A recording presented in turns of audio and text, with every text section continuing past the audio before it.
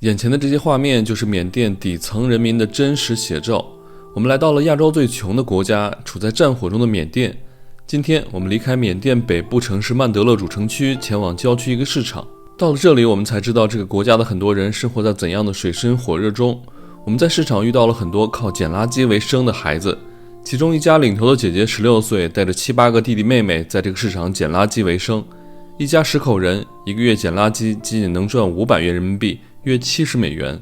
他们没有钱生活，只能靠吃市场的剩菜剩饭活下去，而且还要把这些捡来的剩菜带回给家人吃。其中一个孩子赤脚走在碎石路和炙热的铁轨上，愤愤于心不忍，给孩子买了鞋和一些吃的。如果不是亲眼所见，我们永远不会想到还有人生活在如此的贫穷中。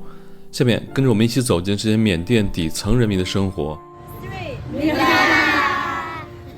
我们今天特别的累，睡到中午才出门。现在呢，我们准备去这边一个火车市场。在曼德勒市区，我们看到了很多要逃难的缅甸人民，他们拥挤在政府楼下，想要获得一本可以出国的护照，以逃离本国的战火。passport， 在缅甸人办这个护照，想出国特别的难。对，看大家都排长队，每个人拿的那个资料夹里面都是申请资料，这么多人都想出去啊，都在这里排队办出国的需要的证件。我之前就听我们在曼德勒认识的华人老板说，现在缅甸有大概400万人都去了泰国，还有100万人去了中国的云南，因为现在缅甸局势不太好，就大家都往外面跑。真的是大皇宫，这是一辆军车呀！我们这大哥特别好，一路过来给我们不停地介绍景点什么的。这个铁路市场感觉比我想象中的要热闹一些。因为缅甸现在这边打仗嘛，很多的集市人都特别的少，包括很多室内的市场，人都特别的少。本来对这个市场不抱什么期待的，结果一来，我们的出租车都开不进去。大家就在这路上开始摆着了。对。这还会有火车来吗？据说是会有的。你看这个火车明显感觉过不去，这石头比铁轨还高啊。哦，难道已经废弃了吗？不好说呀。这股臭鱼烂虾的味道。哎呦我天，这个味儿有点，这味儿也太给力了。对，有点窒息。哇，这是什么？小鱼小虾？妈呀，这苍蝇比鱼还多，太吓人了。这切的是鱼片儿，还有这种小鱼小虾。我看这个形势啊，这个火车可能是没有了。你看这个铁轨已经被石头淹没了。你看这里，对，还有轨道都没了。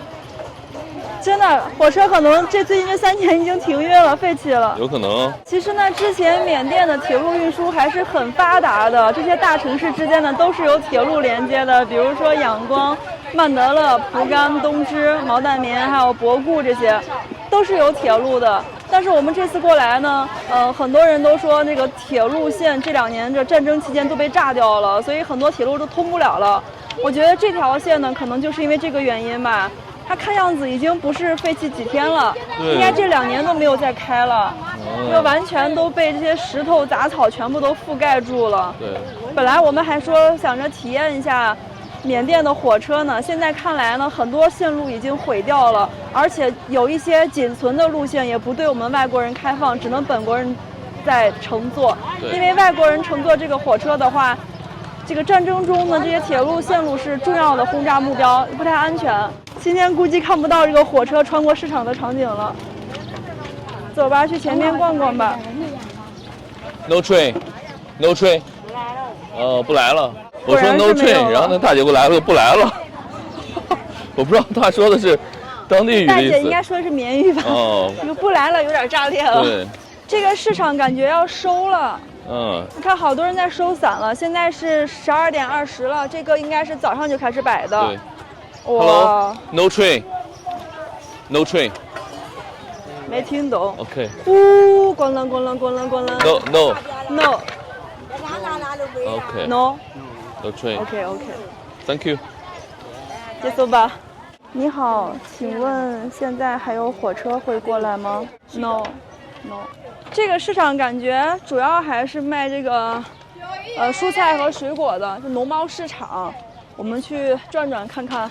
有什么我们能吃的小吃什么的。这个位置的铁路线还挺多的，你看这个铁轨，1、2、3有3条，还挺宽的，就是有点破旧，感觉这些年没有怎么维护了，也没有火车过来了。现在，对，这个早市感觉就这条铁道上的快要收摊了，但是它靠里面那条线还有很多那个摊儿，我们去那儿看一看吧。对，走。明格拉班，小姑娘，小朋友好奇的看我。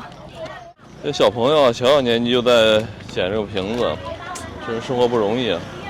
每个人都背着个大包，在铁道旁捡东西，哎，不容易啊！在这个铁道旁边呢，就有很多当地居民的房子，给大家看一看什么房子，有这种铁房子，有这种竹房子。这种铁皮房夏天睡，就是天热的时候睡非常难受的，特别的热。竹房当然好一点，但竹房子又不坚固。所以整体来看呢，这边老百姓生活的环境都不太好。右边还可以，有一些小楼房。我们看一看他们卖什么，都是一些副食，农业副食的菜啊、肉啊，还有各种水果。这是柠檬是吧？青柠，小青柠。哇，这缅甸妇女们这个头工太厉害了，每个人都顶着大盆儿，是卖各种豆子的。缅甸人挺爱吃豆子的。就是卖这种辣条的，这不是鱼的辣条还是什么？哦，牛肉干啊！明格拉班，贝贝，你看，还有这卖这个的，这个是我们在柬埔寨吃那个，是不是？米饭啊？是呢。对，糯米饭。这里也有啊。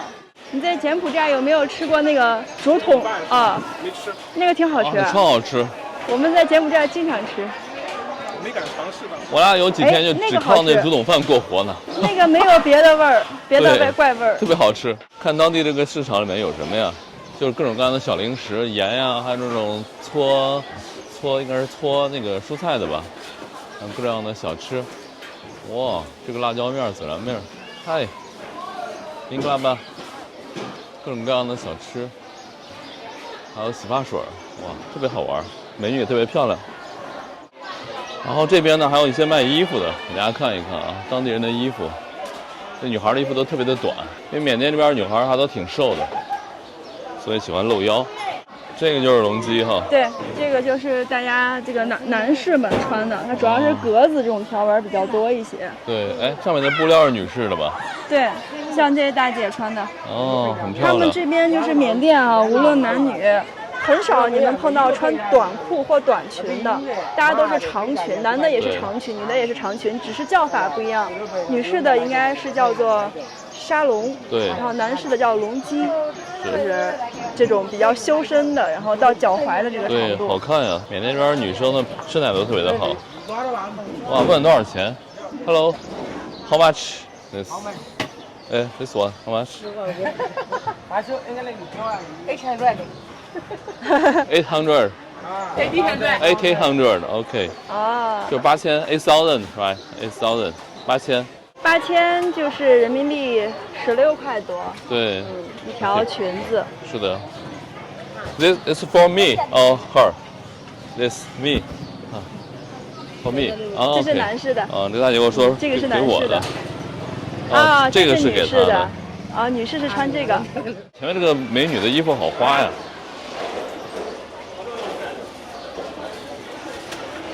这边收摊之后呢，好多狗来摊位上继续收摊了。1、2、3、4、5、6、7，对，7只大狗，8还有个小的。哦，那还有一堆。对，我的天哪！狗来这边帮摊主2次收摊，挺好。我刚才看到了，是这个摊主先收摊，收完之后呢，会有当地的一个小孩儿，然后来这儿捡这些摊主不要的蔬菜。对。小孩儿走了之后呢，狗再过来，再把其余的看看有什么能吃的。对。再走一遍。缅甸这边厕所啊，跟我们在越南还有柬埔寨有地方一样，它进去之后呢要脱鞋的。在缅甸，哪怕是建设的再差一点的地方啊，都会有这种大佛塔。要是没有这些佛塔和宗教信仰，我觉得当地人也没有这种精神寄托，让他们在这么艰难的日子里能过下去。对，这好多卖花的，这又走不动了。这花好漂亮呀！哎。不管生活怎么样，依然要热爱它呀。看一看这是什么吃的？这好像是个蜜枣蘸的什么的酱料，我也不懂。然后这是一些小果子蘸的那种辣面儿，各种辣面儿吧，还有芒果干，这芒果我知道，那个好像是枣。前面几个小朋友一直在捡垃圾，然后他们捡垃圾呢，就是这种各种各样的这种垃圾哈，然后就捡回去卖。我们不知道他们往哪儿捡呀，是搬回家呢，还是搬到这种废品回收站？我们去看一看他们往哪儿搬。小小年纪，哎，就做这种工作。我们现在跟着这几个小朋友到了他们家了，他们好像把这个捡来的蔬菜在门口摘一摘，看看哪些能吃，哪些就必须得扔了。这就刚刚那几个小妹妹啊，对，他们就住在这个位置，这个铁皮房子。他们捡了一些塑料瓶儿，还有一些蔬菜，都是自己吃。豆角跟生菜，对然后把实在坏掉不能吃的就在门口摘摘，然后扔掉。这个小孩眼神中写满了好奇。明格拉巴，我来问一下，后边是你们的房子吗 ？No， 哦，你们住的离这儿远吗？在那边。哦，原来这里还不是他们家呀？对，他们还在那边住，还有点远。这旁边是他们的一个回收点，对，中转站算是。哦，你们一会儿要把这些蔬菜都带回家里吗？哦，你们家离这儿有多远？离这很远。离这儿很远，他们可能是一会儿再去市场上再去一次或几次，然后把能吃的都搜罗过来，然后拿这些袋子，或者说有别的什么交通工具之类的，看能不能运回去。我刚问了这个小姐姐说特别远，从这儿去你们家走路要几分钟？1个小时。哇，很远。你们一会儿走路回去吗？走路回去，这1个小时应该是走路的，可能得有5、6公里吧，步行的这个速度。是的。哦，妈呀，这些小朋友好多都没有鞋呀。对，就这么走路回去哦。孩子们有什么想吃的，我们带他们去市场买食物。OK。我们跟家长说清楚，我们带孩子买点吃的，一会儿就送回来了，不用担心。但小孩好像都想去，走吧，一起吧。对他们这边真的是，你看，他们不要钱，就把之前市场那些菜哈，洗干净，他们从来没有问任何人要钱的。就是虽然生活很苦，但是就是靠自己每天获得食物，没有问我们伸手要过任何1毛钱，他们不是乞丐。对，走吧 ，Go！ 哦，这个没有穿鞋的宝宝也来了。对。哦，他们家长还挺放心的，我们就这么把宝宝们带走了。小朋友俩人都挺高兴的，俩人笑呢。因为我刚才跟他们说可以买零食了，他们平时可能吃那个主食多一些，零食少。你几岁了？在东内。在东内。13岁了。哦。我看起来很小呀。对，可能没有吃好饭吧。真的是13岁了。对。看着很小，这个很烫的。对。还有这个。对。那个小朋友没有穿鞋呀。一会儿看看有没有那个小孩的拖鞋，给他买1双吧。这没有鞋不行啊。这几个小朋友太懂事儿了。其实我们在缅甸来了之后，大街上伸手问外国人要钱的非常多，但是我们今天跟他们擦肩而过了4、5次，他们没有一次伸出手来说你给我点钱吧。他们只是在这里捡这些摊贩们剩下的不要的蔬菜拿回家吃。今天必须得给这个宝宝把鞋买上，这个踩着石头太难受了。这个对我看着都觉得疼啊。这个很烫的，这个石板和铁的，他们每天要在这条路上来回走很多趟，把这个食物捡够，然后再徒步1个小时回自己的家。是。刚刚那还不是他们的家。这个路啊，我们穿着这么厚的鞋走都感觉不舒服。我那天有的小朋友这样的光脚着走。妹妹，你的脚疼吗 ？No。哎，这怎么可能不疼呢？没有穿鞋。他们今天从这个临时居住那个位置，就临时歇脚那个位置，到这个市场来来回回，我们都看到有4、5趟了。是的。只有这一趟是没有背这个蛇皮袋子来捡东西的。对。就感觉孩子们都很高兴。怪不得，我就觉得这个小姐姐不像是妈妈，她是他们的姐姐。Sorry。在缅甸曼德勒市场，我们碰到了几个靠捡垃圾为生的孩子，其中一个孩子光脚走在地上，让人心疼。我们决定给孩子买双鞋，买点零食，让孩子们有一个难忘的下午。他们的姐姐打听了很久，终于打听到一家卖鞋的地方了。我们现在过去，先给一个小姑娘把鞋买上。我们终于找到了一家卖拖鞋的地方，就这里。我看到还有很多卖那个袜子什么的。Yes， 你们可以挑一双这个妹妹能穿的，挑一双自己喜欢的，大小合适的，让她自己挑哈。对，这个鞋感觉大小差不多，上面有价格，好像是5500，哦，5500十几块钱。对，哇，就这个小妹没有鞋穿啊。对，这双可以吗？或者你可以挑自己喜欢的，试一下。正好试一下。给他套了一个，他脚上有土，老板给他套了一个塑料袋儿。是不是有一点小？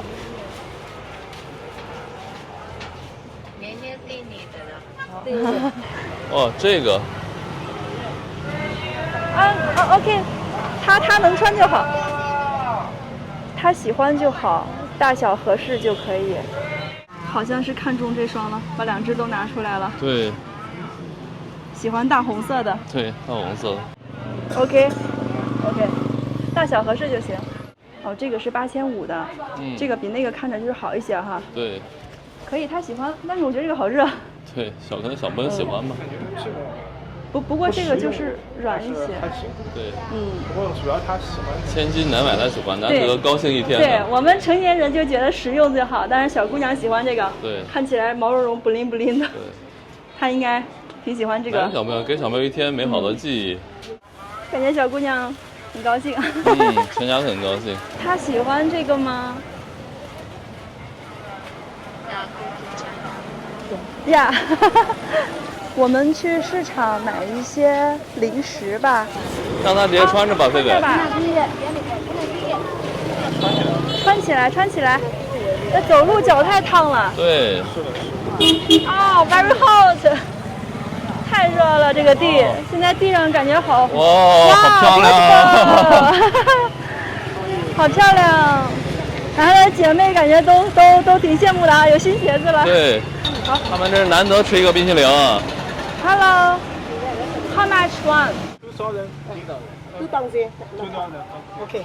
2000的，哇，这么大一盆啊！对。感觉这一个人吃不了吧？就买几个就行了，买几个分着吃就可以了。行，那我们就要，我看他们几个人，1、2、3、4、5，还有他们姐姐，我们要上5份吧？可以。1、2、3、5。Yes。这是那种大的水果捞，果冻什么的哈，一大盒。几个小朋友没有吃过冰淇淋，可能是因为他们一般吃的东西都是比较基础的东西，对，所以他们吃一个冰淇淋特别的难。让我们让他们挑零食呢，他们可能就不愿意挑饼干这些了。是的，我们刚才那边有一个超市，我们说要不要进去买点零食，然后他们直接就奔这个摊儿而来了。对，这个摊儿都是小朋友爱吃的，冰冰凉凉甜甜的。对，可能对于小妹来说，吃个冰淇淋真的是太难了。哎呀，这鞋看起来好热。对，毛茸茸的。这小妹妹这个鞋看起来好热的样子。对。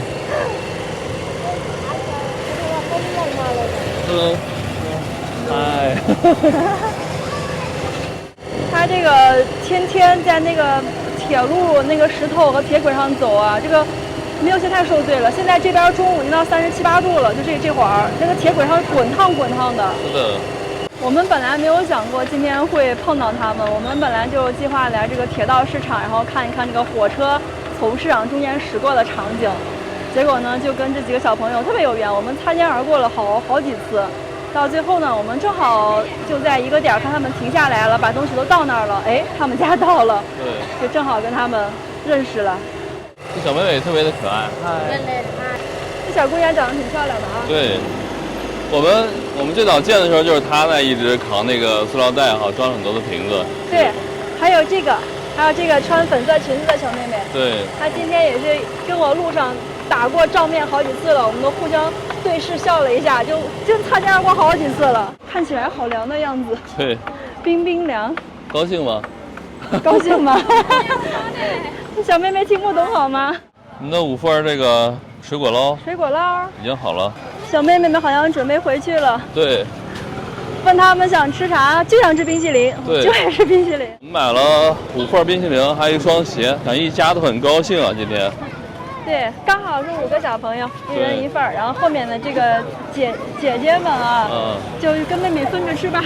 这是一个大家族呀，10个人。对，他们都是你的弟弟和妹妹吗？哇，你几岁啦？16岁，你也是个宝宝，好小。你是家里最大的孩子吗哦。 ？Yes。哦。那我知道了，那他们应该就不是同一家的。对。因为这个小姐姐才16岁，然后他们家最大的，然后因为旁边那个姐姐明显看着年龄会大一点。是的。可能是几家的一起的。对。他们这几个大袋子就是他们捡的所有的东西，包括吃的，还有一些东西。我看看。你看一看。哇哦！蔬菜、衣服就能用的都准备拉回去。看一看。哦，对。小水果就不要的，很多坏掉了。对。然后这个是盒子装的，好像是打包了这些吃的什么的。是的。还有一些衣服啊，这是菜啊。这个姐姐好像准备把这个捆起来。对。捆起来。哎，你看给他们买的这个冰淇淋，其实很容易就化掉了，冰沙。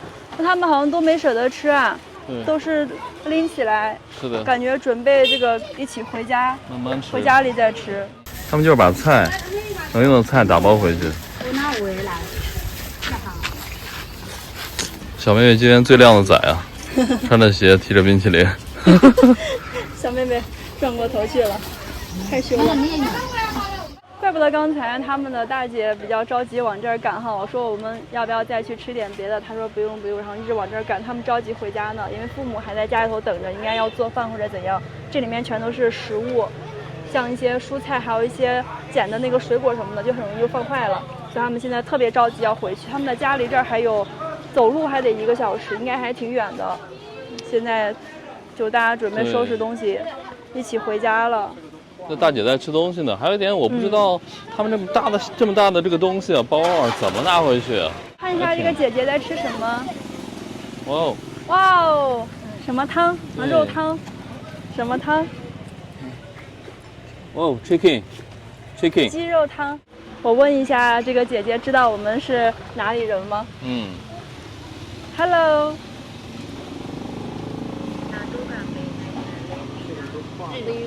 Do you？ 哇，他们好厉害！我问他们，知道我们是哪个国家的吗？他们说 Do you？ 在这个缅语中 ，Do you 就是中国的意思。是的。哇，好厉害！Do you？ Yes，Do you。他怎么看出来我们是中国人的？可能听我们说话吧。这也太聪明了，这些。我刚才问了一下，他们的大姐今年是16岁了，然后旁边那个还有一个男孩是15岁了。对。然后他们俩现在都在上学。哦。所以我觉得还不错，真的还不错。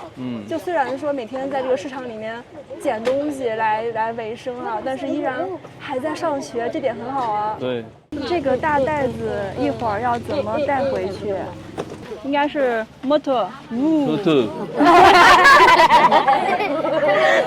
这个交流主要靠这个肢体语言。Yes。你们捡的东西每天能卖多少钱？我刚刚问这个妹妹，他们每天捡的这些东西，因为他们除了这个蔬菜水果，还捡了一些纸箱子什么的，每天能卖多少钱？他说他们所有人捡的加在一起，每天能卖这么多，就是7000缅币。而我们刚刚给那个小妹妹买那双鞋是8500缅币，就每天呢这么多人捡的这个东西，也买不了一双拖鞋哦，大概就是14块多人民币每天。一家人一个月捡垃圾，从早到晚捡，才捡了不到500块钱。你们每天早上几点来这里呀？啊，6点，6点。他们每天早上6点就来了。Yeah。6点。6点，6点就来了。对。然后看样子应该是现在是2点47分，看样子应该是这个市场大概是1点左右收摊儿，然后他们把东西归集就回家了。应该每天都是这个样子啊。这个饭，这个汤。就随便凑合2口哈。对，这个汤呢是隔壁那家摊主剩下的，那个摊主卖的是米饭盖浇，然后有这个鸡汤什么的，对，应该是给他们打的或者是剩的，对，先垫吧1口，然后他们再回家再好好吃。是，每天这么多的东西，捡这么多的1、2、3、4、5袋子的东西，大家看啊，4、5袋子这么大的，这一袋子比超哥还要大。我们要走啦。拜拜，结束吧，谢谢 ，Remember， 谢谢。我刚才路上教了他们一句中文，谢谢，拜拜，走吧，小妹妹们一会儿也要回家了，我们3个就撤吧。离开了这些穷苦的孩子，我们打算游览缅甸最大的玉石市场。但市场关得很早，我们便决定去曼德勒最高点的曼德勒山，俯瞰这座华人最多的缅甸城市。我们到了曼德勒山的山脚下呢，这边是有2种上山方式，一种是就坐这种双条车，另外一种呢去那边是一个楼梯，可以走上去，说1700级台阶，这边好多的小尼姑先上山了。然后这个双条车，大哥刚开始给我们报价说是5000一个人单程，1万一个人双程，我们3个人就是3万，太贵了。然后我们就说不做了，最后这个大哥说是3个人一共1万单程，对，就比刚开始说的一个人5000，总共少了5000，对，少了30%。现在3个人1万，之前3个人15000，就这样。还行哈。我就喜欢坐这里。哎呀。然后我们要爬楼梯是从那边爬的，但是太高了哈。这个曼德勒山呢，它其实不高，它是整个曼德勒市区最高的一个海拔点啊，但是只有200来米。对。但是大家知道吗？在缅甸哈，你需要爬这种上面有佛寺的山是需要脱鞋的，脱鞋脱袜子，那这个就比较的艰难了。对。把这个鞋袜全都要光脚去爬这个大概有1000级台阶，还是挺累的。是的。所以我们决定坐一个双条车。我们刚才坐这个双条车往上走的路上，那边有个检查站，然后当时我们俩正在拍视频，那个检查站有2位背枪大哥过来跟我们说，就他从这儿检查的，想要说收钱，他查完再拍。对。这边检查站非常多呀。对，就大概看了一下我们车里拉的人，然后瞅了一眼就走了。我们那车太牛了，一直大的 S 轮哗哗哗往上走，费都快被甩出去了已经。天哪！这车还有点危险。超哥已经招架不住了，超哥一定要扶好，要不然你摔在我身上了。我们今天买的这个双条车是。是单程的车票，所以我们一会儿下来的时候还不知道怎么走呢。对，走下来。3个人1万块。这个高度值。对，它这个小山呢，虽然说海拔不高啊，但是我们是一路盘着上来的，感觉开了好久，得有个4、5公里了，一直盘山上的。我要快吐了，哇！大哥开太猛了。走，我们去找一个合适的观景台，可以俯瞰到整个的曼德勒城。我们现在这个位置好高啊！这是整个曼德勒海拔最高点了。我们现在在这个曼德勒山的山顶哈，这儿有一个公厕。我们到了之后发现这个男女是分不清的，因为它只写了缅语。然后这里这个是粉色的牌子，那边是蓝色的牌子。那正常来说的话，应该蓝色的是男厕，这边是女厕。但是我刚才去女厕转了一圈，女厕是有一排这个男士小便池的。然后文涛去这个蓝颜色的看了一眼，那个里面是不带小便池的。所以现在的结果很可能是这个是男厕。所以刚才那个超哥已经在这上了，我去那边了。现在准备上这个电梯，这个电梯呢上面还有一个天空，对，天空的栈道，然后过去就是一个佛塔，那边可以看到更好的位置看到曼德勒整个市区的全景。对，它那个位置是我们这个整个山的最尖尖那个位置，所以站在那儿呢，四面八方的场景都可以看到。一个人一个箱子，存鞋。OK， 结束吧。我们现在光脚去坐这个电梯。我刚看到本地人啊，他们都是光着脚爬这个山爬上来的，都没有穿鞋。太牛了，太厉害了。我脚还挺白的。你只有脚白了，超哥。对，我现在只有脚白。我们3个现在都一样，这个胳膊比一下，老黑了。哇哇，还有电梯员。这大哥在里面一直刷着抖音，按着电梯，这个工作蛮好的，我喜欢。China。 The you。The you。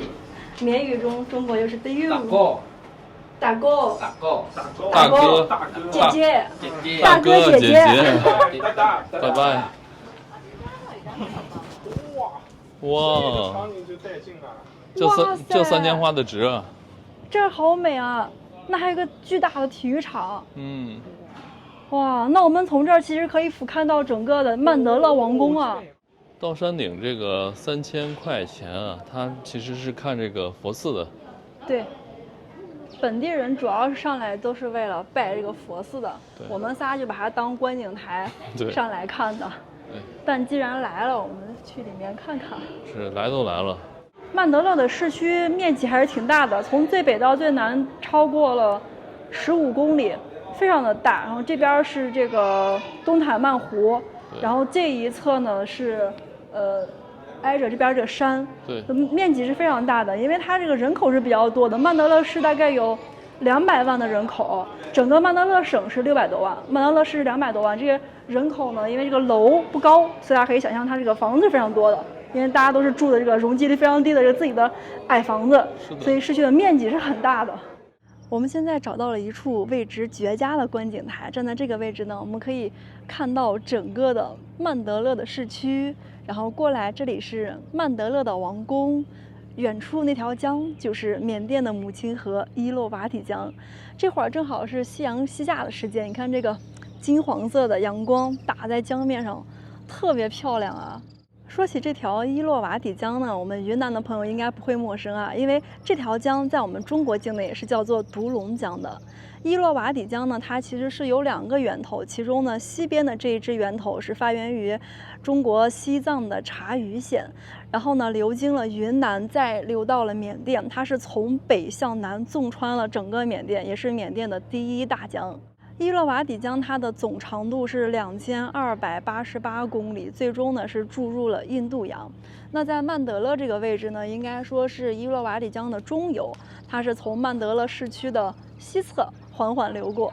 我觉得这会儿这个夕阳下去特漂亮，因为那边是西边啊，正好哇，这个落日的时候刚好打在江面上。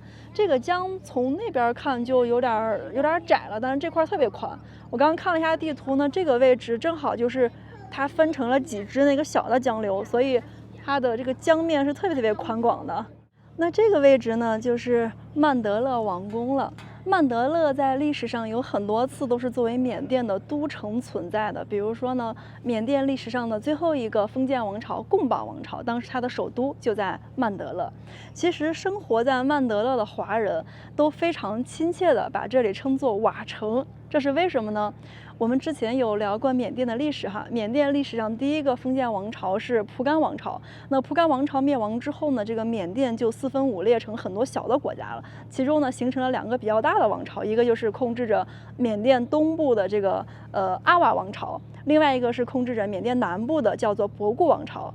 其中呢，阿瓦王朝的都城就在曼德勒，所以当地华人都非常亲切的把曼德勒称作瓦城，就指的是曾经阿瓦王朝的都城。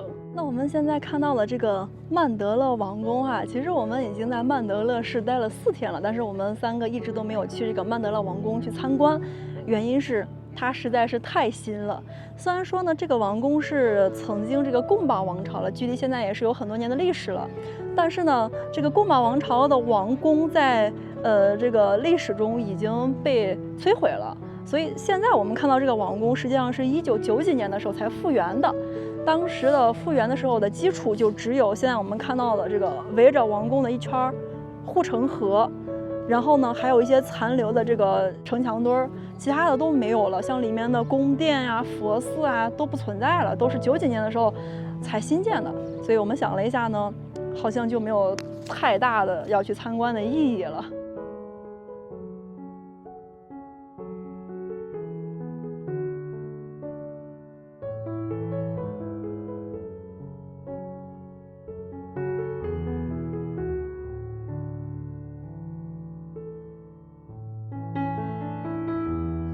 从曼德勒山上往下走的路真是难走，我们这个下坡这个路特别的陡，然后又一直绕来绕去的，还经过了很多的佛塔、佛寺、佛像。天哪，费伟阳下坡就走都走不动了。